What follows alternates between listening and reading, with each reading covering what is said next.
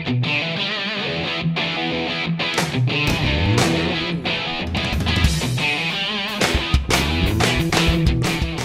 well, I just want to welcome everybody here tonight. Again, for those of you that didn't remember me, my name is Kelly Kaye.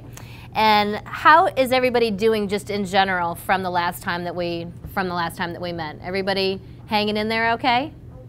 Everybody doing good? I'm sure that there's been a lot of things that have come up for you over the last couple of weeks and since you've started this program. So we're going to be talking about a lot of those different things tonight, okay? What we're going to talk about tonight is all those underlying reasons why sometimes people eat, okay? Not just out of hunger or whatever the case is. Anytime that you reach for food when you're not physically hungry or when you're not needing nutrition, you might be experiencing all kinds of different thoughts, emotions, situations, whatever the case is. So again, I'm going to ask you to kind of tap into your brains tonight to think about things. Now, every single thing that we talk about may not apply to every person in this room, but I really want you to kind of look inside of yourselves to say, does this apply to me or doesn't apply to me? Like we had kind of talked about before, we all experience a number of emotions, don't we? What are the kind of emotions that we experience just throughout the day? Anybody? Frustration. What else? Stress. What else? Happiness. What else? Everything, don't we? Think about the gamut of emotions that we all face on a regular basis. It can be stress, it can be frustration, it can be happiness, it can be sadness, it can be grief, it can be loneliness. There's so many different things. But what we're going to talk about tonight is 5 different reasons why people tend to eat when they're not physically hungry. Okay? The first thing that we're going to cover is emotional eating. How many of you have ever emotionally ate before? Yeah, everybody in the room has got their hands up because that's a given. You know, a lot of times what we want to think about when emotional eating is when we're eating in response to emotions, not because of hunger. It's because we've experienced some of those different feelings that we've had, whether it be boredom, whether it be frustration, whether it be anger, whether it be loneliness, whether it be any of those different things. Sometimes it can even be past stuff. We can experience something that has nothing to do with our current situation, but it can be having to do with something else. For an example, somebody shared with me before class an event that happened years and years ago, and something reoccurred and something similar happened again, and you start experiencing those emotions all over again. So even though we might not be experiencing something right today, something might trigger us, won't it, and make us think about something that happened to us years ago. And when we don't know how to deal with those feelings, what do we tend to do?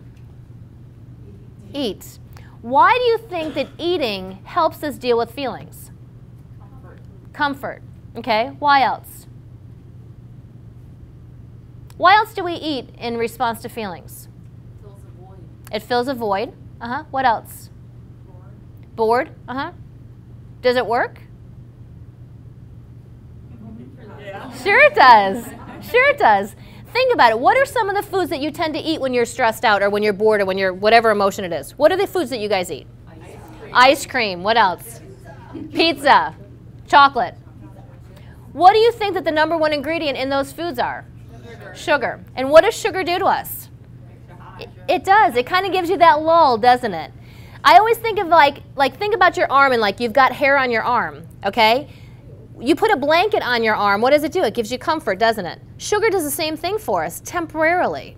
So when we're stressed out or when there's anything going on and we ingest sugar into our bodies, it kind of gives us that comfort feeling. That's what it does. But it's a temporary thing. So initially, yes, it does work. A lot of people say, well, you know, it doesn't. Yeah, it does. Initially, you are going to feel that comfort. And then when that comfort wears off, the problems are still there, isn't it? Just like we talked about last session, feelings are what?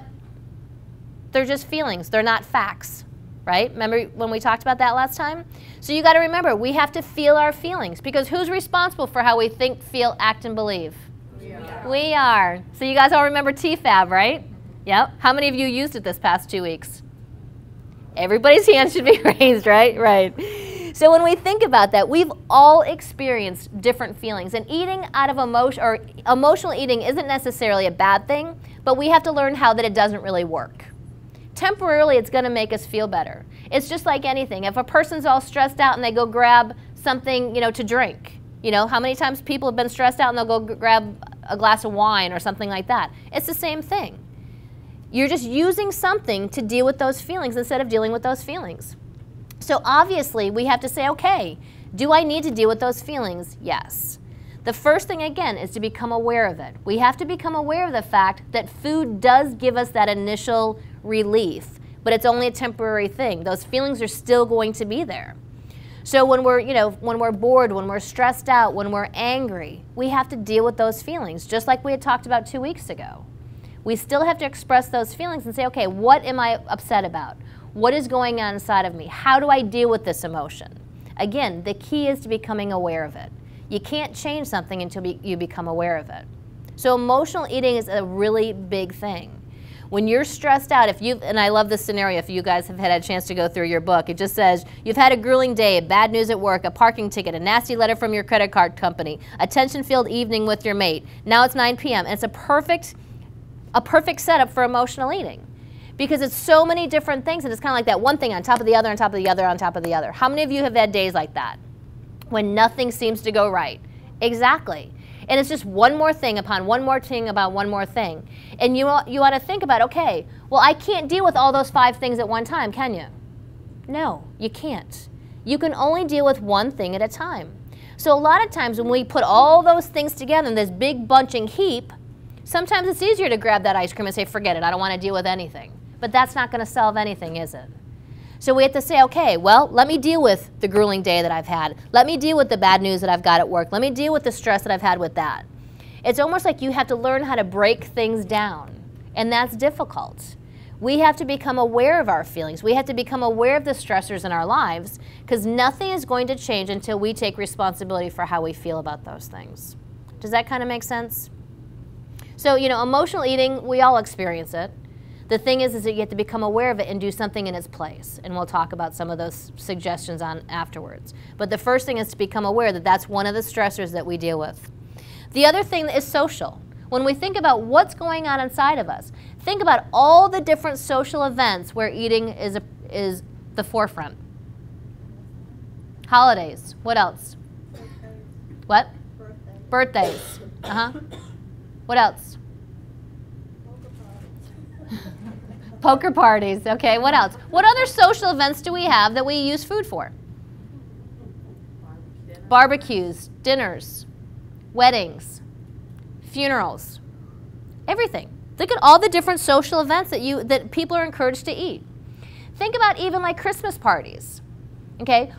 Now we can tap in a lot of different things when we're thinking about social events as well. Let's look at the emotional effects associated with social events. What sometimes happens when you go to a social event that you don't feel comfortable at? You're going to overdo it. Where's the first thing that you're going to gravitate toward? Food and alcohol. Won't you? Mostly, yeah, because you feel uncomfortable, right? So if you feel any kind of uncomfortableness going into a social event and you gravitate toward, okay, let me get something sweet to eat or let me go get a drink, why do you think that is? Again, it takes that edge off, doesn't it? It helps us to kind of feel that comfort. Remember that food initially is going to give us, or that sugar is going to give us that comfort level. So when we're in an event like that, we have to become aware of the fact that we feel uncomfortable. Sometimes that's one of the things that we do to help ourselves feel more comfortable. The other thing is that people are doing it with us, aren't they? It's kind of like one of those things. Or at funerals, or at weddings, at celebrations. Now again, it's not necessarily a bad thing, but it's when we overdo it, when we're using that food to cover up the feelings that we're trying to cover up. Does that make sense? So in and of itself, if you go to a birthday party, or if you go to a holiday or whatever, and you're eating, because that's what we normally do, it's not necessarily a bad thing. It's when we're using that food to cover something up that it becomes the problem. Does that understand? Okay, good. So that's another thing that we have to do. A lot of times is realizing that when we go to social events like that, before we even go, asking ourselves, how do I feel about going to this event? Am I feeling uncomfortable? Am I feeling out of place? Am I feeling inadequate? Whatever the case is, again, the key is to become aware. All right? The other thing that we're looking at is situational events. When you think about situations that you're going through where food becomes an issue, a lot of times it might be just because it's an associated event as well, kind of like the social thing. Sometimes I think socially or situational, it's like just because the food's there, we tend to eat it, don't we? My kids are notorious for this. If I've gone grocery shopping, they might have just come home from, eating lunch or having dinner, and they gravitate toward the pantry. And I'm like, what are you doing? We just ate dinner. Well, you got food in there. Okay. So does that give us license to eat? A lot of times it's there, isn't it? It's almost like, how many of you have heard that cookie was calling my name? Or I had to have it. It was just calling for me. No, it wasn't calling for us, but a lot of times, if it's there, we tend to eat it. So what do you think the solution to that is? Don't keep it in the house. Right. How many of you do your shopping? Almost every hand is raised. How many of you make the decision on what to buy? Exactly. So if you don't want sweets in your house, what are you going to do? Don't buy them. It's an easy solution, isn't it? How many of you still, when you see those in the grocery store, have to have them? I saw a couple hands. There's honesty for you. I love it. So the thing is that we don't have to. If it's there, sometimes people will just tend to eat it. Again, I think that sometimes we're conditioned to think in that way.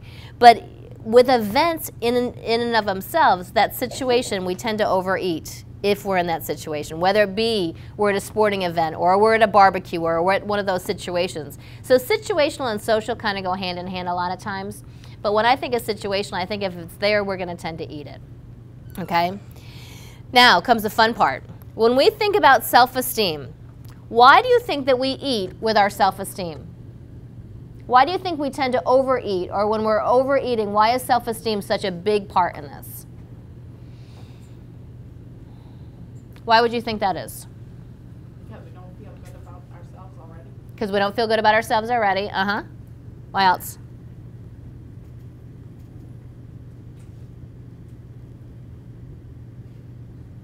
When you think of self-esteem, what do you think of? Confidence? What else? How you feel about yourself. How you feel about yourself? What else? How you perceive others think of you. Okay. How you perceive other people think of you. All right. How many of us were taught that it matters what other people think about us when we were growing up? So if we don't look the way that we think we're supposed to look, what do you think that does to our self-worth? Doesn't do too well, does it? It hurts it. It pulls it down. What I'm going to do is I'm going to challenge you to think differently tonight. Because when we think of self-esteem, when I say self-esteem, what do you think self means? Self. And esteem is how we esteem ourselves, how we see ourselves. I didn't say others' esteem, did I? I said self-esteem. So when we think of self-esteem, I want you to think about it's how I see myself. It's not what everybody else sees. But a lot of times when we were being raised or when we were growing up, it was how everybody else thought about us or what everybody else said about us. So I'm going to ask you guys tonight to really start thinking about when you view yourselves, you have to be aware of how you see yourself because that's the most important thing. Okay? The first thing that we have to think about is when we think of self-esteem, a lot of times we want to base it on what? What we look like. What else? What kind of job we have. How much money we have. What? I said what things we have. What things we have. What we don't have. Okay? Does that have anything to do with self? That has to do with things, isn't it? So if I walked in here tonight and you guys didn't know me before, and I walked in here and I said, hi, I'm Kelly, I'm 43, I'm 5'3", I weigh 125 pounds, I have 2 kids, I drive a black Expedition, I live in Suntree, and I'm a psychologist. What have you learned about me? The things I do. Do you know anything about me as a person? So if I came in here and I said, hi, I'm Kelly, I'm thoughtful, I'm caring, I'm compassionate, I tend to be a little over emotional at times, I can be a little hot Irish tempered. What have you learned about me then? My kind of girl. I like you. For those of you that didn't hear her, she said, my kind of girl. The thing is that you've learned a little bit more about me, haven't you? What would you rather know about me? How much I weigh and what I look like and what kind of car I drive, or a little bit about me as a person? About who I am as a person. But we're not taught that, are we? We're taught to look a certain way, to dress a certain way, to talk a certain way, because a lot of times people base their opinion of you as soon as you walk into the room, don't they? And it really doesn't matter. You know, somebody told me a long time ago, people's opinions of me are none of my business. And I said, really? You know, and I was early in my 20s, I'm thinking, that can't be true. But it is so true, because people are going to think whatever they're going to think about you. And it has nothing to do with those external things. It has to do with the kind of person I am on the inside. So a long time ago, I had to say, okay, you know, because as I've shared with you last time, I didn't have a very good self-esteem when I was growing up. You know, even though I was the cheerleader, I was the dancer, I looked the part, I didn't feel good about who I was as a person. So I had to start looking at, who is Kelly? So I'm going to ask you all tonight to figure out who you are as individuals. What are the qualities that make up who you are as a person? Because a lot of times, if you don't know who you are, you're going to define yourself by all those external things like we're talking about. So you get to say to yourself, what are the qualities that I possess? But before we even get to those qualities, what are all the things that are similar about all of us? Just throw some things out at me. What are we all? What are all of us in this room? Human beings. We can all do what? Think. Feel. Most of us can hear. See. Our hearts are beating. The blood is going through our veins.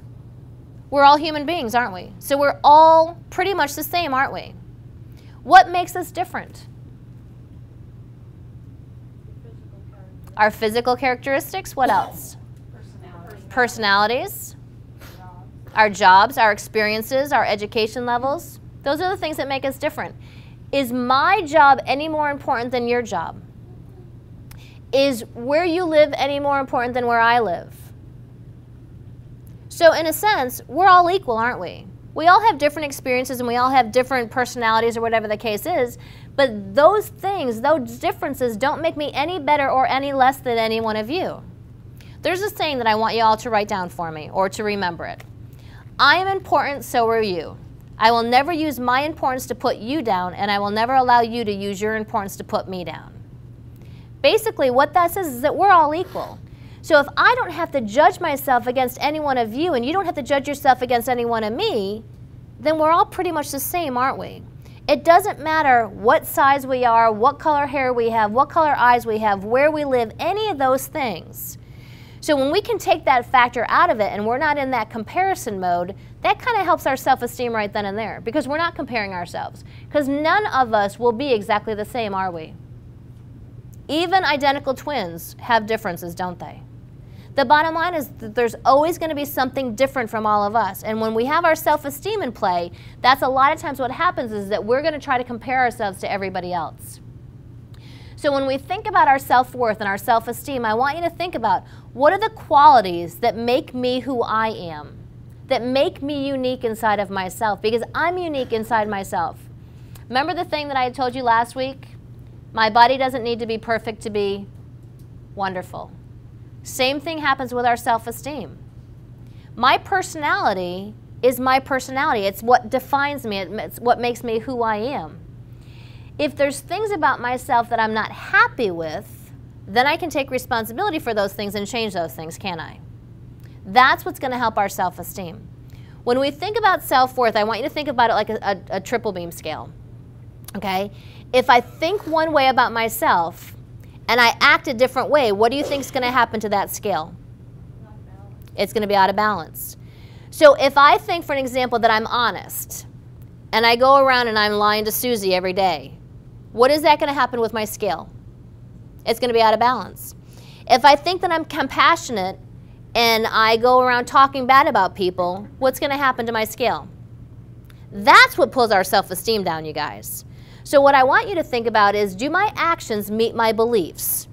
Again, do you notice the theme here? We're coming back to what we talked about 2 weeks ago, aren't we? That we're responsible for how we think, how we feel, how we act, and what we believe. There's no difference when we're talking about our self-worth. So if I believe a certain thing about myself, then I have to act that way. If I think one way, then my beliefs and my actions have to be congruent with each other. When they're not, that's what affects my self-esteem. Even the way I talk to myself. If I sit there and I tell myself that I'm a good person, then I go and put myself down, are my actions meeting my beliefs? No. So what do you think happens when a person's actions don't meet their beliefs? What are they going to want to try to do? They're going to try to overcompensate for that. If they don't know how to overcompensate that by telling themselves positive things, what do you think happens? That's when they eat. So do you see where that overeating comes into play? When I don't feel good about who I am as a person and I want to cover up my feelings, again, we talked about that covering up, okay? That's where the overeating comes into play when it comes to self-esteem. So if I don't feel good about who I am and I'm trying to overcompensate, that's where the eating is going to come in. Because again, it will give you that temporary fix. It's not going to make it better. It's going to give you that temporary fix.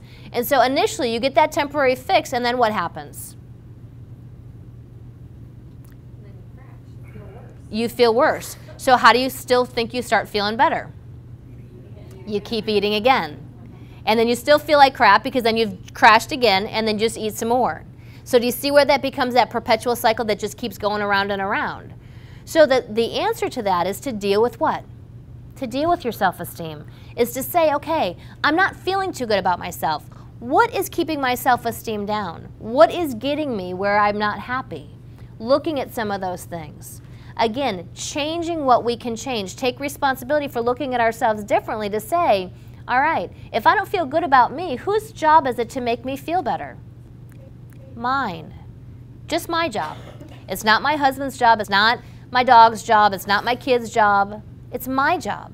My job to say, you know what, I don't feel good about who I am as a person for whatever reason, whether it be that I'm basing my self-worth on what other people think about me, basing it on how I look, okay? That's where we've got to say, your looks have nothing to do with who you are as a person. They're just an external expression. So I can tell you, if you don't feel good about yourself on the inside, what do you think is going to happen on the outside? That's going to show, isn't it? So the key is a lot of times people say, how do I start feeling better about myself? It's an inside job first. I've got to start looking at all those different reasons why I tend to overeat or where the emotional eating comes into play. Does that make sense? Good. The other thing that I want to talk about is the physiological cues that go into overeating. And this is a big one, and I think I had shared this with you last time. Sometimes eating occurs as a response to the physical cues such as skipping meals or limited intakes. If a person doesn't eat enough food, and I'm sure that the dietitian can tell you more about this, but your body kind of goes into like a starvation mode. I think Susie explained it one time in the very beginning, kind of like a fire. And if you don't put enough coals or enough logs on that fire, it burns out, doesn't it? Your metabolism is the same way. So if you don't eat enough food, your body is going to react to that as well, and it goes into kind of like a hibernation mode. A lot of people say, well, I don't eat that much. Well, that's probably a problem. So that's another reason why people tend to overeat. If, for an example, you go all day long and you have no food in your body, and then at night you just tend to eat a lot of food, your body's going to hold on to every single thing that you put into it. So that's another thing that we have to become really aware of. And I've heard a lot of people say, everything that's on your eating plan or your food plan right now, it's almost like you're eating a lot of food. My girlfriend, who's, a very thin and good proportion, she eats like 5-6 times a day. And I'm like, how do you eat that much? And she goes, because it burns, my metabolism burns it all off. That's because our bodies need that energy to keep going. It would kind of like be putting water in your gas tank. It's not going to go very far, is it? Our bodies are no different. So we have to become aware of the fact that when we're identifying what kind of foods that we're eating, what am I putting in my body? Okay, what are the foods that I'm giving myself? Are they giving me energy or are they depleting my energy?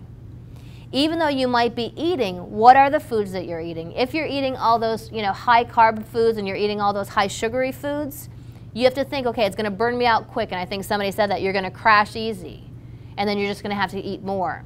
You're not giving yourself enough energy to go with it. So when you think about what's eating me, what is going on inside of me, what are some of the things that I'm going through? If you can think about those 5 things that we just covered the emotional, we covered social, we covered situational, self-esteem, and physiological. What are the things inside of you that contribute to you overeating or eating in response to not being hungry? You have to become aware of that. So when you say, okay, I just had dinner, I'm full, I'm content, but why am I going to the refrigerator? What is going on inside? Is it one of those 5 things? Or is it none of those things? But again, you have to become aware of that. I don't know what's going on inside of you. You're the only one. And so you've got to say, okay, what is it inside of me? What's eating me? You know, you always say, you know, it's not what you're eating, it's what's eating you. Well, what is that? And if you don't know that and you do need somebody to talk to, go and talk to somebody to find out what is it that's really going on inside of me. Is it because I'm just overeating from emotions that I don't know how to deal with those feelings that I'm going through? Is it situational because, you know, there's people eating all around me? I know a lot of times people say, well, you know, my spouse can eat anything in the world and I can't. Well, okay, you're right. You're 2 different people. Remember, we're all unique. And just because somebody can eat this food, it doesn't mean that somebody else can't. Okay? So that's what you have to realize as well. Is it my self-esteem? Am I eating out of, you know, out of self-worth issues? Whatever the case is, you have to become aware of those different things. All right?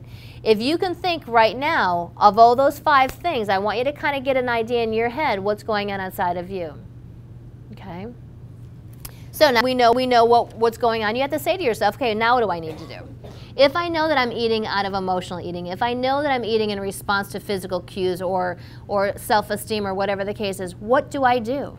What do you think are some of the things that you need to do to deal with that, besides becoming aware of it? So awareness is the key. I'll give you guys that one. The first thing we have to do is become aware of what's going on. Then what do we do?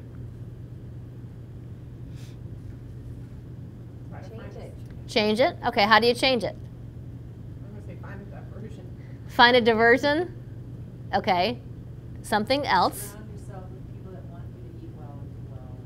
Surround yourself with support, with good support. Exactly. Because the bottom line is that if we're around people that sabotage us, is that going to help us with any of that stuff? So we can be aware of all those different things. We can be aware of the fact that, you know, situational or physiological or whatever the case is. But if we're around negative people, what do you think is going to happen? Negativity. So exactly, you want to stay connected. And what you guys are doing right now, this is a wonderful support group for you guys. Are you all using each other in different respects? Good. If you're not, get somebody's phone number, because that's what's going to help you. So if you wake, you know, say you're sitting at home one night and you're stressed out, pick up the phone and call somebody. Because what happens is that people tend to rely on each other, but you have to rely on people who are going to uplift you, people who are going to be supportive of you, not who are going to say, oh yeah, go ahead, eat the piece of cake. It doesn't matter. You know, you want to be around other people who are like-minded. So if you want to make positive changes in your life, be around other people who are making positive changes. There's always going to be that one naysayer who's going to say, oh, it's okay. Go ahead. Just one piece. It won't hurt you. All right? And I'm sure that you all have those people. So the thing is that you want to be around people who can identify with what you're going through. How many of you think that you can rely on each other and know what each other's going through? You all are going through some struggles at different times, aren't you? So would it be better to call somebody up and say, hey, you know what? I'm having a really hard time right now and I just needed to talk to somebody. And that person on the other line, instead of feeding into them, saying, yeah, I know exactly what you're going through, and let's go eat together, be that positive person and say, you know what? You can make it through it. You can do this. Give that person that encouragement. That's what's going to really help you through it. Another person might say, oh, yeah, just forget it. You know, jump on the bandwagon with you. But those aren't the kind of people that you need to be around. You want to be around positive people who are going to help and lift you up, okay, to build you up to that next level. The other thing is you have to take action. Pressure emotions, I can't even say that, pressure emotions such as frustration, anger, stress, you got to do something active. So when you think about, you know, like when you think of a pressure emotion like anger and stress and frustration, you've got to do something. Get outside of yourself. Sitting around talking to somebody might not do it. Go do something active. Go do jump rope. Go take a walk. Get outside of yourself. If you're that stressed out and frustrated, you have to do something physical. There's been studies upon studies that when you start walking, when you do something physical, you're releasing serotonin in your body. Okay? That's going to help with your stress. Another thing is, and believe it or not, when you're stressed out, do an eye-hand coordination thing. We've done a number of studies on this. If I get really stressed out, I have solitaire on my phone, and I'll just sit and play like a couple of games of solitaire. There's something between your eyes and your hands working together that release different type of chemicals that actually give you a calming effect. And if you doubt it, try it, because it really does work. I'll sit there sometimes and they'll look at me and go, why are you playing solitaire? And it's because it just gets my mind off of it, but it actually does release something with the eye-hand coordination. So you have to be able to do something active with that. If you're going through something else like an empty emotion such as sadness and boredom and all that stuff, do something nurturing for yourself. Okay? Call a friend. Go soak in the hot tub. Go do something, taking a shower, something that's going to calm you, something that's going to relax you. Those are the things that you have to think about. Now, those things are all great and fine. Taking a walk, doing your solitaire, playing eye-hand coordination games, taking a bath. But if you're sitting at work and you're stressed out, can you do any of those things? What can you do? Go in the bathroom and scream, and then you might have somebody calling 911 on you. What else can you do? I took hand weights to work this weekend. You took hand weights, okay. Step aside. Okay. If you can't, okay, those are great suggestions, but most of us can't do those things, can we? What can we do? Breathe. Breathe. How many of us really know how to breathe? Do we? I think we know how to, we don't do it. We all know how to breathe because we're all breathing right now, right? What are we breathing with? Not the good diaphragmatic. We're not doing diaphragmatic breathing, are we? Okay, so I don't know how we're going to get this on camera, but we'll do our best to do this. Okay, I want you all to uncross your legs. I'm going to teach you how to breathe. Okay, everybody put your hands on your stomach. Okay, now I want you to put, it's the total opposite of what you think that you're going to do. Okay, I want you to push your stomach out just like you've just eaten a big, huge meal and you're just pushing your stomach out. Okay, now I want you to suck your belly button into your back. Okay, push it out, suck it in. So I want you to put your finger on your belly button and just feel yourself pushing it out and then sucking your belly button all the way into your back. Do you feel that? Okay, now what are you also working right there? Your abs. So your trainers will all be happy because you're also doing an ab workout, okay? So if you keep doing that, you can feel your abs working, can't you? Okay, I just want you to get that feeling. That's down in your diaphragm where you want to be doing it. Now I'm going to ask you to watch me first and then do it afterwards. It's going to be the exact opposite of what you think. When you breathe in, you're going to breathe in through your nose and you're going to pretend like you have a balloon in your stomach that's blowing up. So you're going to breathe in, and I'll explain it first and then I'll do it. You're going to breathe in, it's going to be like a balloon blowing up in your stomach.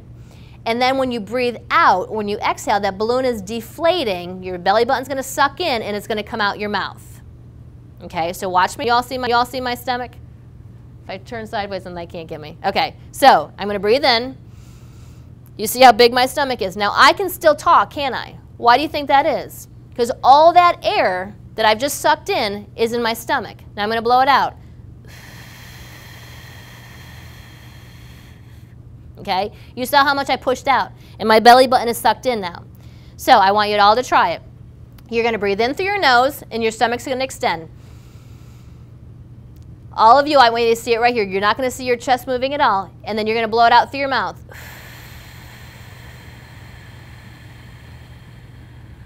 You see how much air came out of my mouth? Breathe in again through your nose. I just want to see this moving, no chest, and then blow it out. Let me hear it. Let me hear your breath. Okay, breathe in through your nose one more time. And blow it out.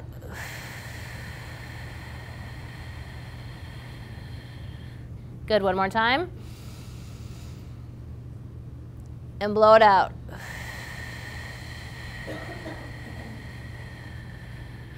Okay, how many of you are lightheaded? Some of you, good, you did it the right way. What I want you to think about, when you do that, you should kind of get a little lightheaded. Because, and I'm not a nurse, so all you nurses just, I don't know all the technical terms, but I always think, okay, I'm breathing fresh new air in and getting all that new oxygen into my brains, and then I'm letting it all go. All that bad air is coming out. So you're breathing in all fresh new oxygen, and then you're getting rid of all that bad stuff. So when you think about that, if you're a little bit lightheaded, I always think, I can think a little bit clearer. Go like this. What do you think you're doing to your muscles right now?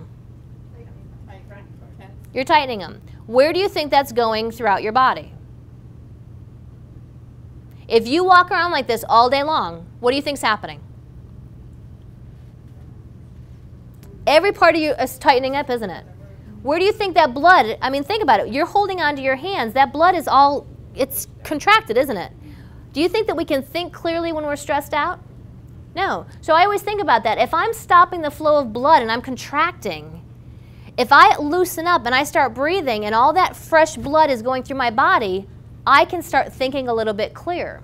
When you're stressed out, do you think that you think clearly? No. So if you take 3 deep cleansing breaths and really visualize that you are cleaning out, you know, I do a lot of visualizations when I'm doing a lot of my techniques with people. When you're breathing, I want you to think about, I'm breathing in fresh stuff and I'm getting rid of all that garbage. Anything that you can visualize when you're stressed out, getting rid of all that stuff is going to help clean you out. That's going to help you think clear. It's going to lighten your mood up a whole lot.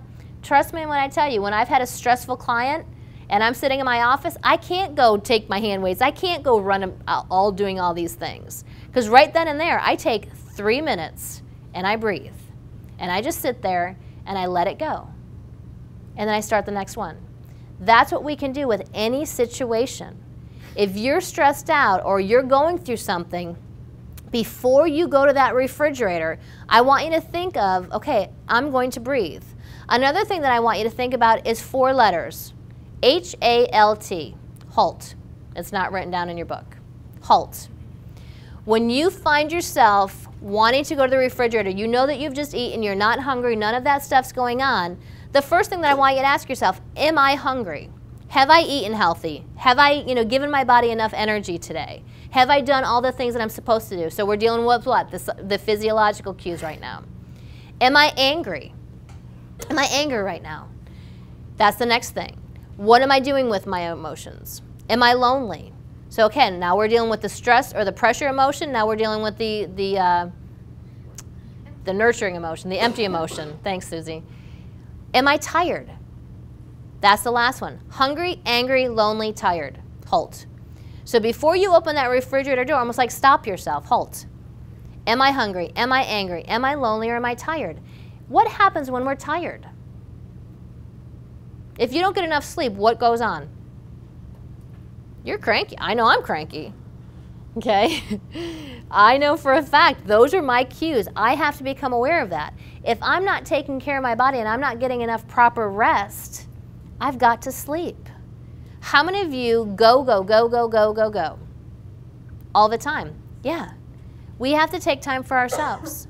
Okay? Just like I think you were saying earlier, when you're physically ill, what does your body need? It needs to rest.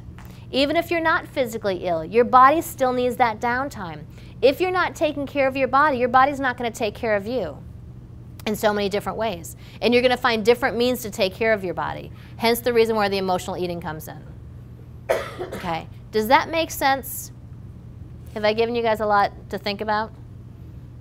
Okay. Time for questions.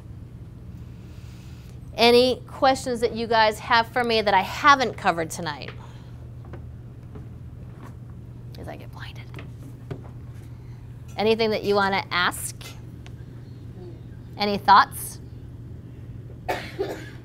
Yes.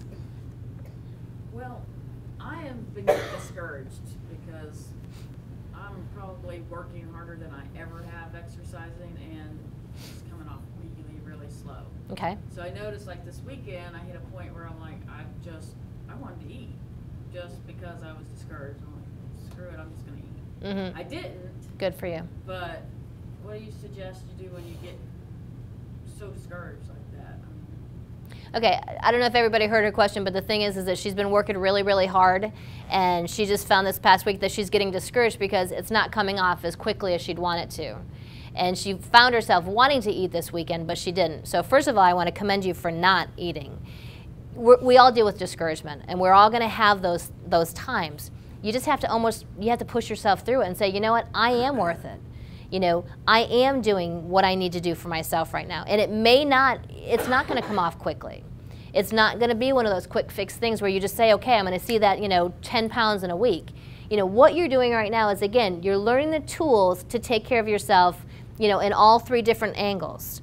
So discouragement is going to happen. You just have to be aware of that and just say, you know what, I'm taking the steps necessary to make the steps that are going to be long lasting. If you sought quick and easy, you know, sometimes, I mean, that it's like that quick fix. It's not going to be a quick fix. You know, you just have to keep reinforcing, you know, like part of that self-esteem stuff. I am taking the steps necessary to make lasting changes. And even though it may not be coming off as quickly as I want it to, it's coming off.